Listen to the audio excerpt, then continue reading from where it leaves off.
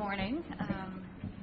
First of all, as this is the first time I have dealt with this press corps, I just want to say that I hope that we can have a lot more conversations and continue to do these types of things. But I'll ask that I will respect you if you'll respect me. So as we develop this relationship, we'll see how it goes. So the first thing I want to do is talk about what we just saw in there. The Security Council just finished its regular monthly meeting on Middle East issues. It's the first meeting like that I've attended, and I have to say it was a bit strange. The Security Council is supposed to discuss how to maintain international peace and security. But at our meeting on the Middle East, the discussion was not about Hezbollah's illegal buildup of rockets in Lebanon. It was not about the money and weapons Iran provides to terrorists. It was not about how we defeat ISIS. It was not about how we hold Bashar al-Assad accountable for the slaughter of hundreds and thousands of civilians.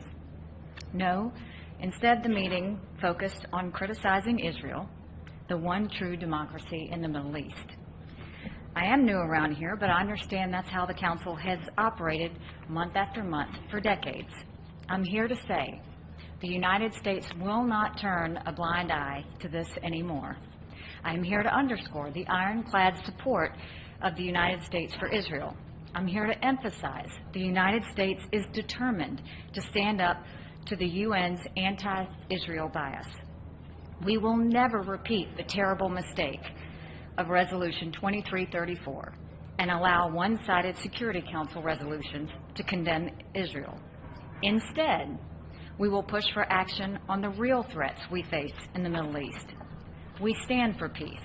We support a solution to the Israeli-Palestinian conflict that is negotiated directly between the two parties, as President Trump reiterated in his meeting with Prime Minister Netanyahu yesterday.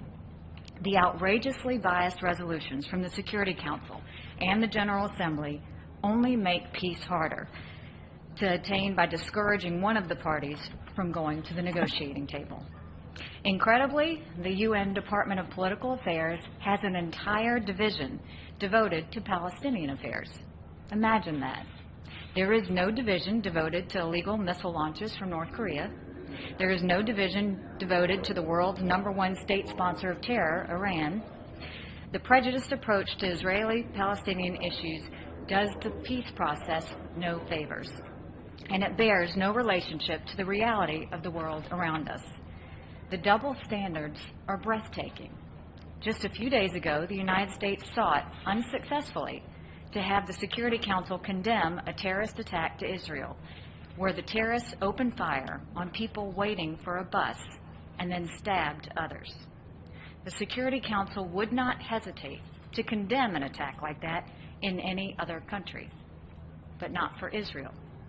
The statement was blocked, and that's downright shameful. Israel exists in a region where others call for its complete destruction, and in a world where anti-Semitism is on the rise. These are threats that we should discuss at the United Nations as we continue working toward a comprehensive agreement that would end the Israeli-Palestinian conflict.